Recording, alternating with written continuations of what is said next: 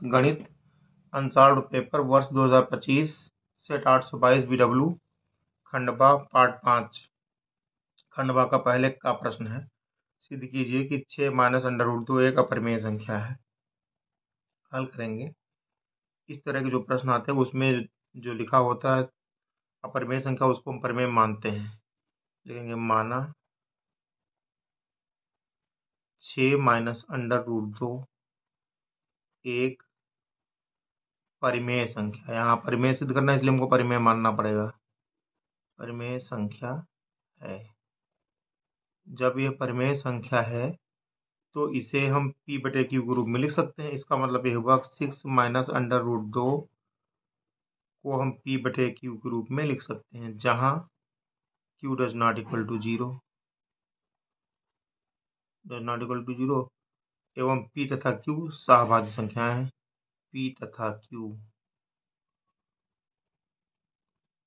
सहअभाज्य संख्याएं हैं। सहअभाज्य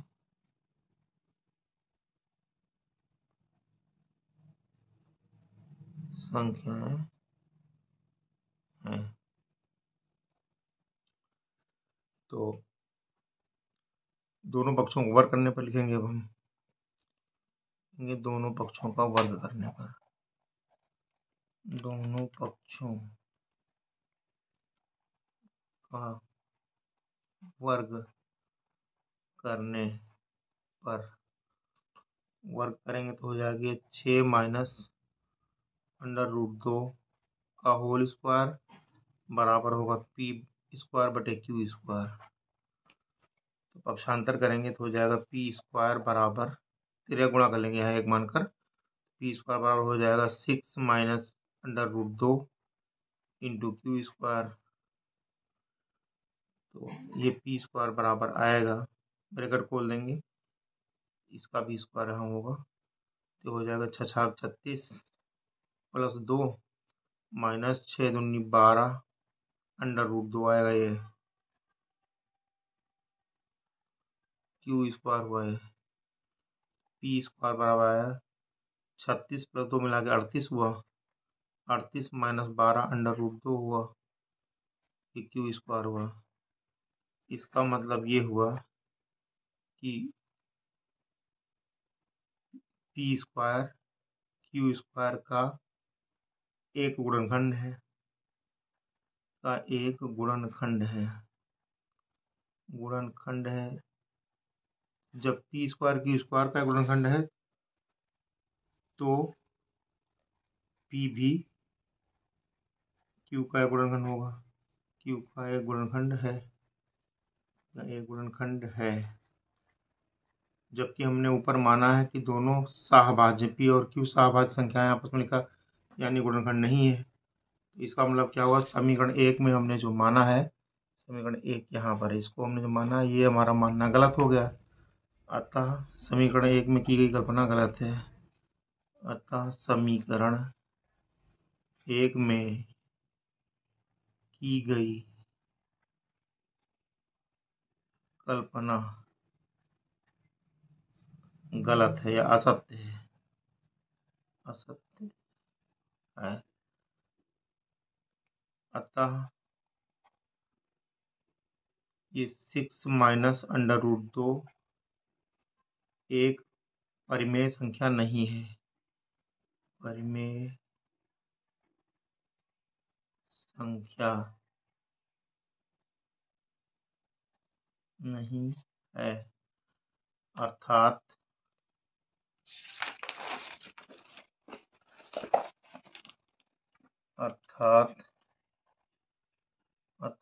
नहीं, 6 माइनस अंडर रूट 2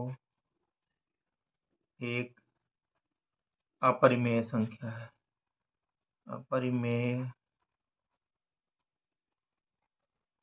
संख्या है, यही सिद्ध करना था। इति सिद्धम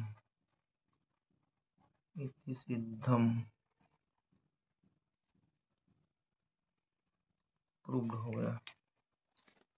एक कक्षा में लिखा है, एक्स अक्ष पर उस बिंदु की निर्देशांक ज्ञात कीजिए एक्स अक्ष पर उस बिंदु के निर्देशांक ज्ञात कीजिए जो 2, -5 और -2, 9 से समदूरस्थ हैं। हल करेंगे यहाँ पर। तो पहले हमने एक बी ले लिया, यहाँ बिंदु ए ले लिया, बिंदु ए यहाँ लिया, यहाँ पे ले लिया बिंदु बी, और बीच में हमने बिंदु ले लिया पी जहाँ से समदूरस्थ हैं, और ये हमने रेखा बनाया।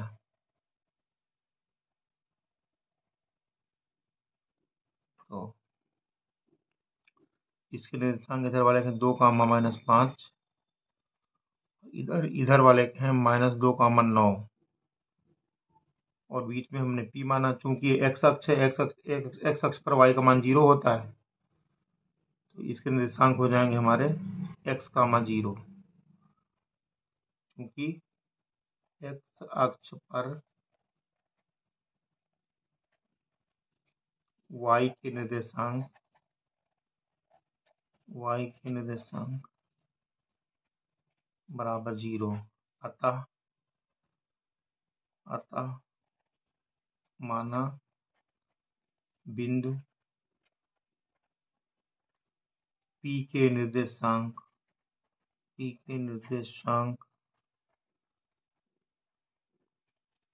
बराबर x, 0, क्योंकि y 0 होगा।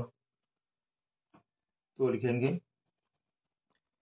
यहाँ से, अगर समदूरस्थ है P से A और B समदूरस्थ है, चूंकि बिंदु P से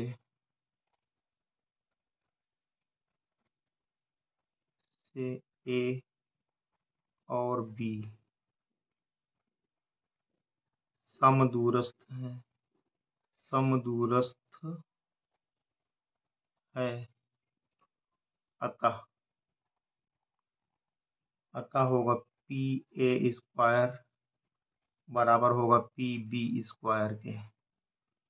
तो यहाँ से PA से लेंगे तो ये पहले x -2 होगा, 2 बिंदु की दूरी लगाएंगे, सूत्र हो जाएगा इधर x -2 का होल स्क्वायर प्लस 0 -5 का होल स्क्वायर बराबर PB में ले लेंगे, तो आ जाएगा x -2 का होल स्क्वायर प्लस 0 -9 का होल स्क्वायर।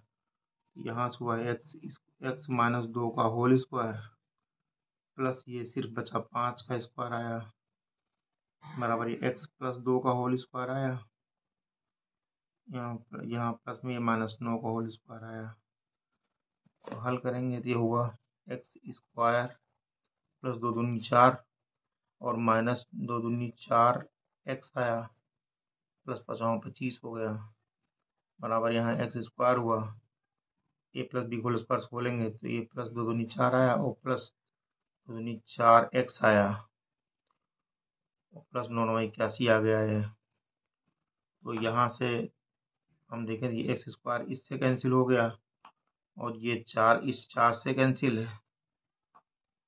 तो इधर बचा क्या, ये -4x यहाँ पे है और -4x इधर भी आ गया, पक्षांतर होके वाला 4x प्लस का जो इधर का है ये इधर माइनस में आ जाएगा, बराबर 81 और ये -25 हो गया, तो -8x आया, बराबर घटाएंगे तो यहाँ आ जाएगा 56। तो x बराबर आया 56 बटे -8, इसको हम काटेंगे तो आ जाएगा 8 × 7 = 56, 7 बार आया, तो ये आ गया x बराबर आ गया -7, x बराबर -7 आया। तो लिखेंगे अतः बिंदु P के निर्देशांक, अतः बिंदु P के निर्देशांक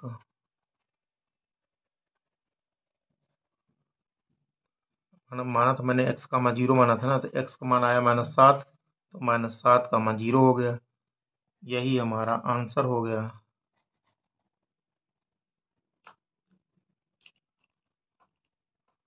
प्रश्न पहले का गा, एक गा में लिखा हुआ बिंदुओं A -2, 2 और बी 2,8 को जोड़ने वाले रेखाखंड ए बी को 4 बार भागों में विभाजित करने वाले बिंदुओं के निर्देशांक ज्ञात कीजिए। हल करेंगे हम, फिर से प्रश्न को पढ़ेंगे। बिंदुओं ए और बी, बिंदु हमने ए यहाँ पे माना और बी यहाँ पे माना। ये ए बिंदु है, ये बी है। बिंदुओं ए और बी को जोड़ने वाले रेखाखंड ए बी, ये रेखाखंड हम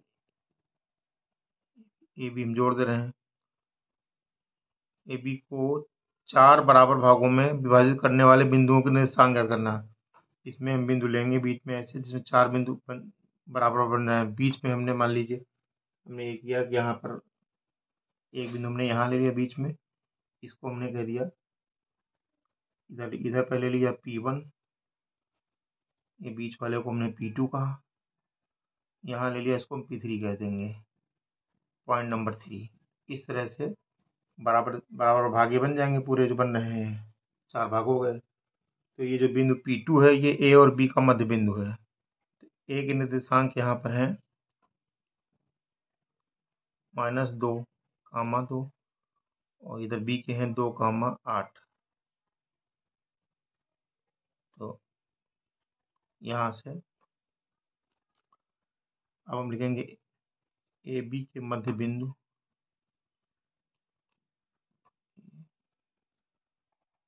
ए बी के मध्य बिंदु P2 के निर्देशांक, मध्य बिंदु के निर्देशांक का सूत्र हमारा होता है P2 बराबर होगा x1 + x2/2 y1 + y2/2 होगा। तो P2 बराबर यहाँ से आएगा x1 यहाँ -2, ये +2 है, -2 हुआ +2 बटे 2 आया, y1 है 2 और ये +8 है, 2 + 8 आ गया, /2 आ गया। तो P2 बिंदु निकलेगा यहाँ से, ये 0/2 आया यहाँ, ये 8 2 10 बटे 2 आ गया। हल करेंगे तो हो जाएगा P2 बराबर 0, 2 5 10, 0,5 आ गया। P2 का मान आ गया 0,5, यानी जो P2 बिंदु है हमारा, ये वाला बिंदु, इस बिंदु के निर्देशांक आ गया 0,5। अब ये जो P1 है, P1 ए और P2 का मध्य बिंदु है, देखेंगे P1 बिंदु ए तथा बी का मध्य बिंदु है, बिंदु ए तथा P2 का मध्य बिंदु है, तो इसको इससे और इससे निकालेंगे मध्य बिंदु निर्देशांक, तो अर्थात P1 बराबर होगा x1 + x2, इसमें भी लगाएंगे x1 + x2/2 y1 + y2/2। तो यहाँ से x1 का मान क्या होगा, x1 का मान है -2 + x2 का मान है 0/2 कर लेंगे, y1 का मान है 2 + y2 का मान है 5/2 कर लेंगे यहाँ। तो ये हो गया P1 बराबर यहाँ से -2/2 7/2। इसको जब हल करेंगे तो P1 बराबर -1, 7/2 आएगा। P1 बराबर आ गया -1, 7/2। ये P1 का मान आया। तो अब हम P1 के निर्देशांक यहाँ पे लिख देंगे, P1 के -1, 7/2 आ गया। P1 आ गया ये -1, 7/2, ये P1 आ गया। अब हमारा जो P3, ये B और P2 का मध्य बिंदु है, लिखेंगे P3 बिंदु B, P3 हमारा हुआ जो बिंदु P2 तथा B का मध्य बिंदु, बिंदु P2 तथा B का मध्य बिंदु है।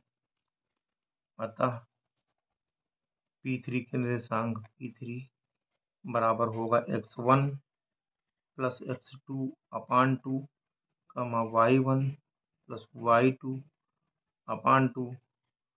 तो P3 बराबर हुआ x1 की वैल्यू हम यहाँ से लेंगे। x1 का मान है 0 और x2 का मान है 2। तो यहाँ लिखेंगे 0 प्लस 2/2 कॉमा यहाँ ले लेंगे हम 5 प्लस 8/2।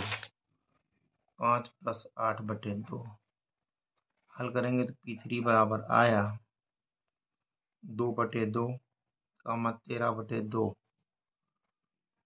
तो और हल करेंगे P3 बराबर आएगा 2/2 का हल करेंगे 1 आएगा कॉमा 13/2 आएगा। ये P3 आ गया। तो लिखेंगे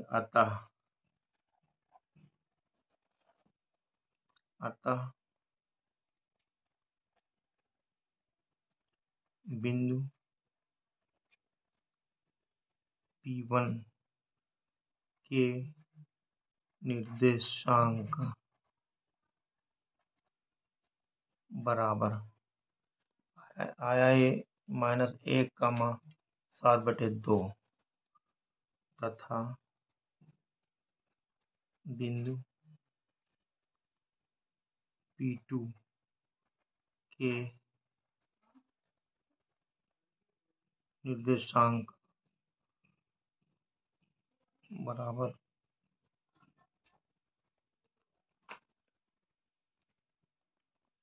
हुआ है P2 का आया 0,5 एवं बिंदु P3 के निर्देशांक बराबर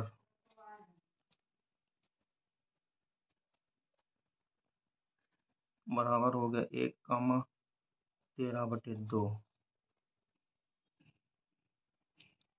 यही हमारा आंसर हो गया। बस पहले का घा सिद्ध कीजिए कि √1 प्लस साइन एक्स अपान 1 plus sine theta upon 1 minus sign theta का मान सेक थीटा प्लस टेन तक बराबर होगा। तो पहले LHS ले लेंगे हम। LHS इसमें लिखेंगे LHS है √ के अंदर 1 प्लस साइन थीटा बटे 1 माइनस साइन थीटा। तो लिखेंगे हर के संयुग्मी से ऊपर नीचे गुणा करने पर हर के संयुग्मी से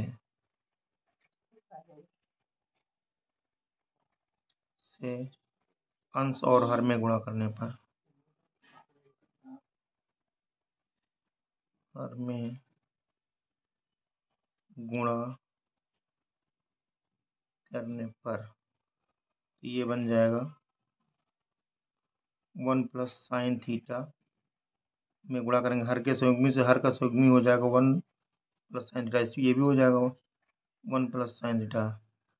जो नीचे लिखा होता है उसका उल्टे चिन्ह वाला हो जाता है। 1 माइनस साइन थीटा उल्टा 1 प्लस साइन थीटा वही संयुग्मी बन जाएगा।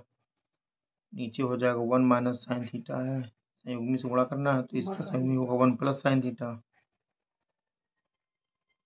तो ये हो गया √ के अंदर 1 प्लस साइन थीटा का whole square upon 1 minus sine square theta हुआ। तो और हल करेंगे तो ये ऊपर हुआ 1 प्लस साइन थीटा का होल स्क्वायर बटे कास स्क्वायर थीटा वर्गमूल लेंगे हम। तो ऊपर 1 प्लस साइन थीटा आएगा नीचे आएगा कॉस थीटा।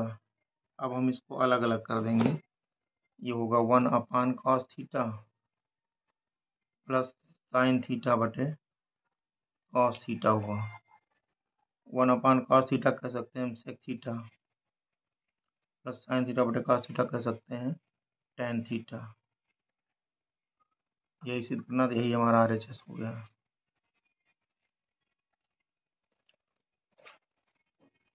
प्रश्न 1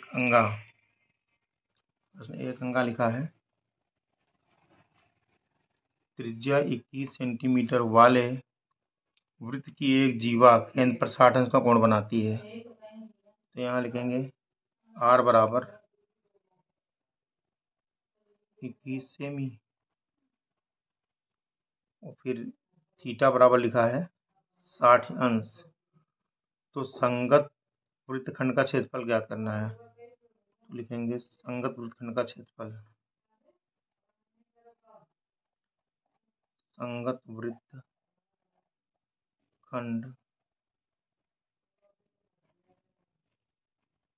का क्षेत्रफल का सूत्र होता है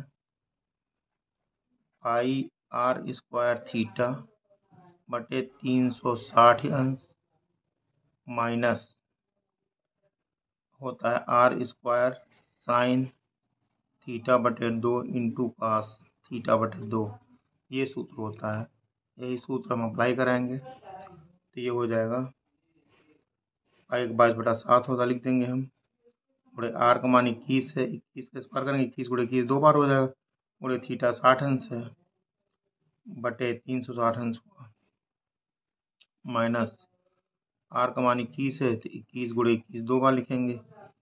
गुणे साइन थीटा बटे 2, थीटा का मान 60 है तो 60/2 लिखेंगे इंटू कास थीटा बटे 2, यानी इसको भी 60/2 लिखेंगे हम।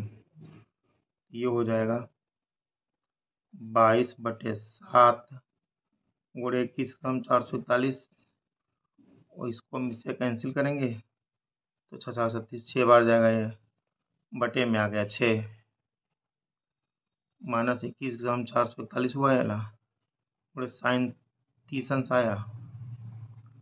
इसी प्रकार साइन ये कास 30 अंश आया। ये हो गया, इसको हल करेंगे हम, काटेंगे, इसको हम काट दे रहे हैं 2 से, 2 3 6 और 2 11 22। फिर इसको हम काट रहे हैं 3 से, 7 से, 7 गन्ना 7 7 6 42 2 बचा, इधर 1 21 और 7 3 21 आ गया। अब फिर इसको हम 3 से काटेंगे, 3 गन्नम 3 3 दूनी 6 3 गन्नम 3 21 आ गया। तो यहाँ पर आ गया हमारा 11 गुणे 21 माइनस 441 गुणे इसका मान 1/2 हुआ और इसका मान हुआ इसका √3/2 हुआ।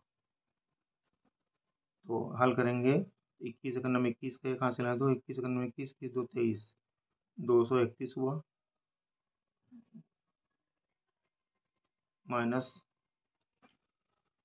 ये हुआ 421 √3/4 इतना आया। ये हुआ वर्ग सेमी। यही हमारा संगत वृत्तखंड का क्षेत्रफल होगा, यही हमारा आंसर। प्रश्न 1 में लिखा हुआ है कि एक डिब्बे में 4 लाल कंचे, 8 सफेद कंचे तथा 5 हरे कंचे हैं। इस डिब्बे में एक कंचा अदृश्य निकाला जाता है। इस डिब्बे में से एक कंचा अदृश्य निकाला जाता है तो इसकी प्रायिकता क्या होगी कि निकाला गया कंचा नंबर 1 लाल है, नंबर 2 हरा नहीं है। तो लिखेंगे कुल संभावनाएं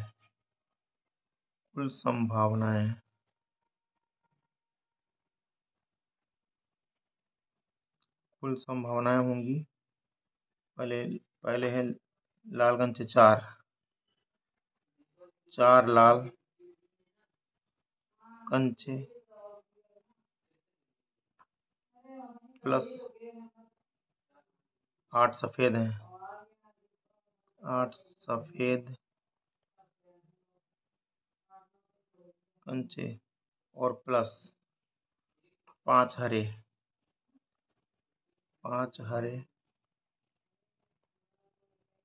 कंचे। तो कुल कंचे हो गए यहाँ 8 4 12 5 17 कंचे। कुल संभावना हुई 17 कंचे। दिस इम्प्लाइज दैट कुल संभावनाएं बराबर 17 कंचे। कुल संभावनाएं बराबर 17, संभावनाएं बराबर हो गई 17। तो नंबर 1 लाल कंचा आने की संभावना, लाल कंचा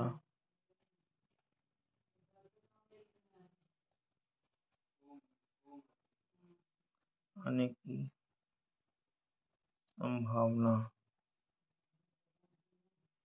बराबर, लाल कंचे 4 हैं तो 4 संभावनाएं होंगी तो प्रायिकता बराबर क्या होगी?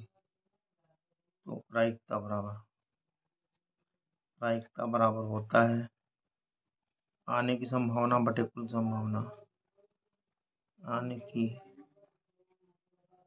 संभावना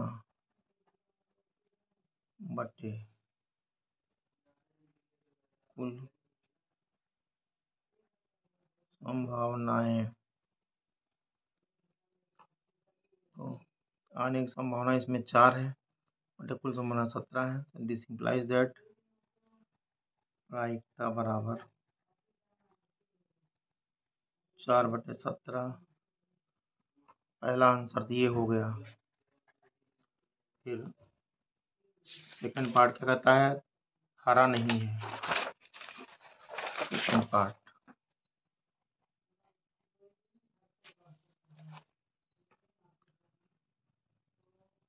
आने वाला कंचा हरा नहीं है। आने वाला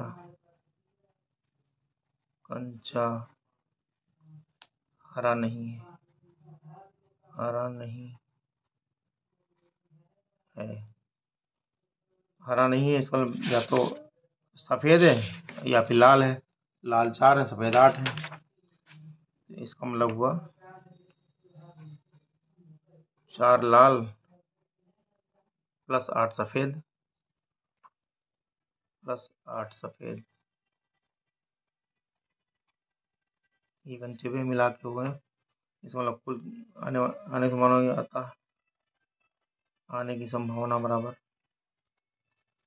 आने की संभावना बराबर हो गया 8 4 12।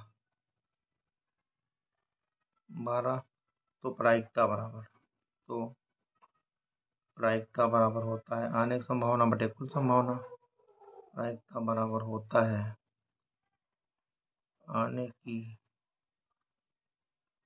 संभावना बटे कुल संभावनाएं।